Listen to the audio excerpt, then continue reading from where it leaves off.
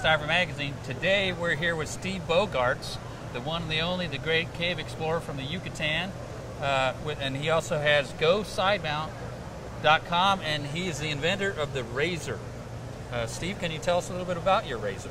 Sure, well thanks for the introduction, Curt. As you said, I do a lot of cave diving, a lot of cave exploration down in Mexico. And around about 2006, 2007, my exploration partner, Robbie Schmidt, and I were trying to make a connection between Secactun and Nahoshnachich. It's pretty challenging diving, there's a lot of small stuff, a lot of side mount, no mount type cave.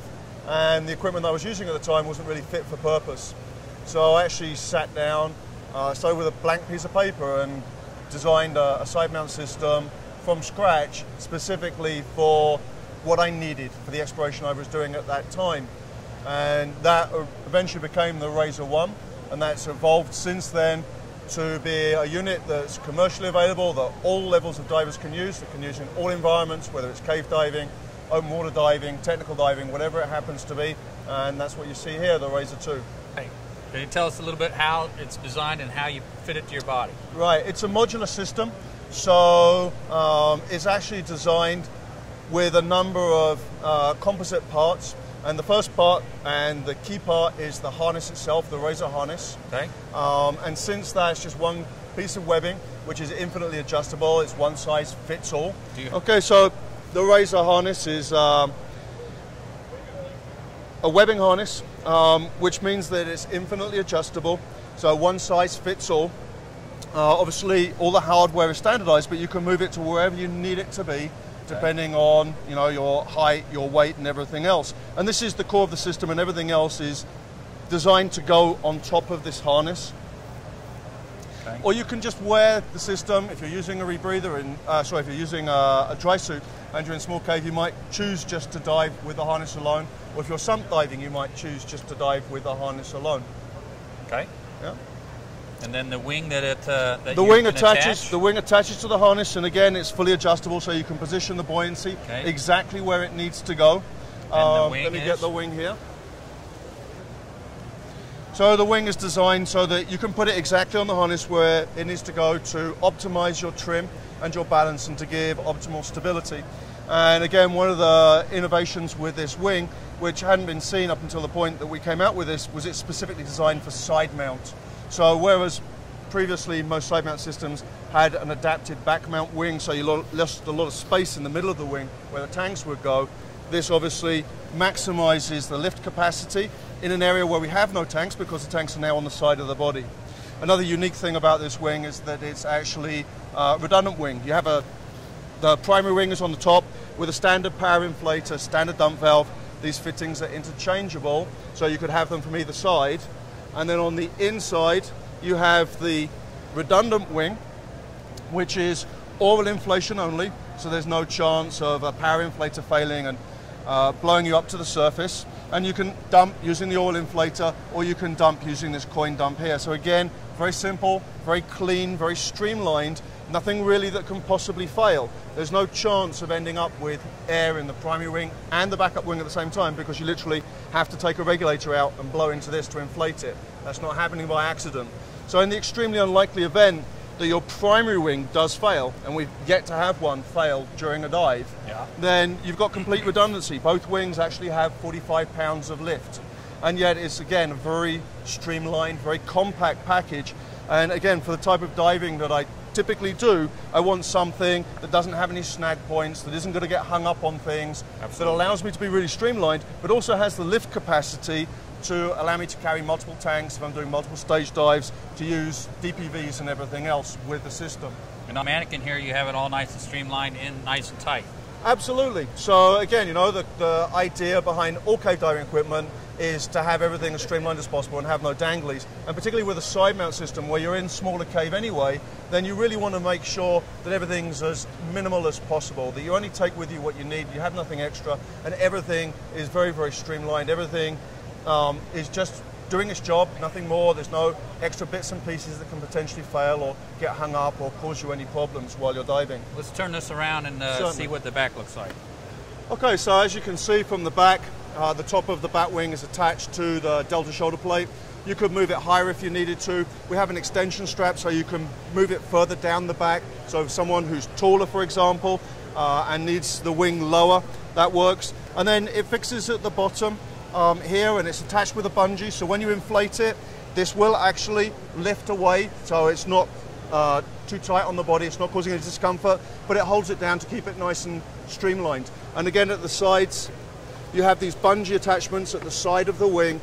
So as you inflate the wing, it still stays nice and streamlined. And when it's completely deflated, obviously you've got a very, very streamlined, very snag-free equipment configuration. Right. So now if I orally inflate it,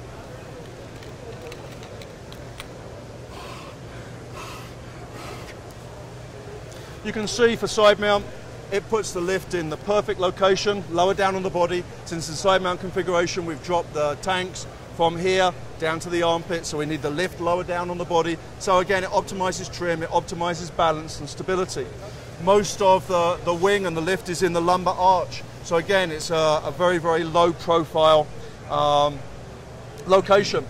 The inflator, the dump valve are at the sides of the body. They're protected by the side mount tanks. So again, there's nothing to snag. And particularly when you're in low cave or small cave, this whole area needs to be as clean and streamlined as possible. There shouldn't be anything in this part of the equipment configuration which can possibly get hung up, could get damaged, and could actually cause you to become trapped and cause some serious trouble. Standard dump valve here. So to dump it, you just rotate to the side and dump very easily. Or obviously you can use the dump on the end of the power inflator if you're in an upright position when you're at the surface. And we have a little utility pouch that you've attached along with your exactly. reels. So again, you know, it's designed to be a complete system, and everything is designed to work in conjunction. So here actually, we've got these drop attachment points that you can clip off your reels, your jump reels, your gap reels, your primary reels, or any other equipment you might have, such as your personal markers, for example, and also the expandable pouch. So this can be unclipped if a diver needs to bring it to the front to see what's inside. It's got a nice large opening. It's got a couple of Velcro pockets inside to put smaller items, such as emergency cutting tools, for example, or a spare side mount bungee. At the back of the pouch there's a mesh pocket for survey slates, for decompression tables. And if you're carrying a lot of extra stuff, then as I said, it's expandable. So you can really open it up. So you have get a lot bigger, a much larger carrying capacity. So you can really fit quite a bit of stuff into this expandable pouch. But if you need it to be as small and compact as possible, then obviously you just have it zipped up so it's nice and streamlined. Describe to us how you attach your cylinders to this. Okay, so the cylinders, the base of the cylinder would attach to one of the low profile D-rings at the waist. Okay, if you're using aluminium cylinders, as the buoyancy of those cylinders changes throughout the dive and you breathe the air, then you clip it forward to a low profile D-ring further forward. Yeah. If you're using steel cylinders, then typically you're diving in cold water, thicker exposure protection. So you'd have the cold water kit on there, which would be a standard 2-inch D-ring. You'd only need one D-ring, as the buoyancy of the cylinder isn't really going to change. It's not going to have a buoyancy swing from negative to positive throughout the dive. It's going to stay negative throughout the dive. And then the top of the cylinder is attached with a side mount bungee here, which is fairly standard. The only difference between this and a lot of other systems is that the side mount bungee is removable and replaceable. And the reason for that is a lot of the diving I do requires me to remove tanks as I'm going through restrictions.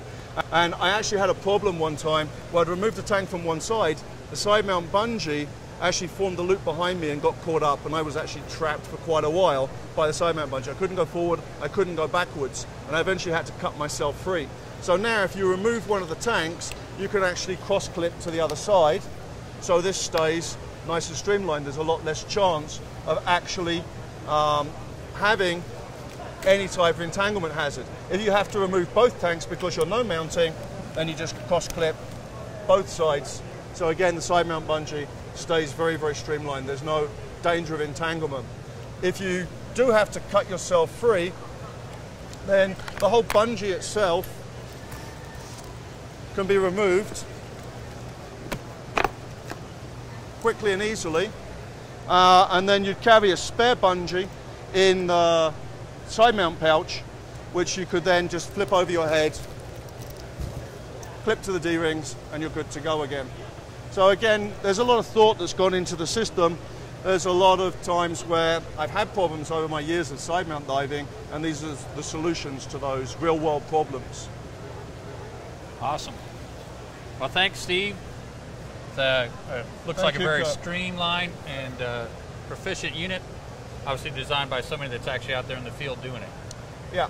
Great, and that actually makes a difference, is the knowledge and the experience behind the side mount system to actually come up with something that works in practice, in the water, in the environment it's intended for, rather than perhaps someone who just saw, you know, someone else diving side mount and thought, okay, that looks like a good idea, I'll copy that, without really any deep understanding of why things work or how they're supposed to work. Wonder where I've seen that before.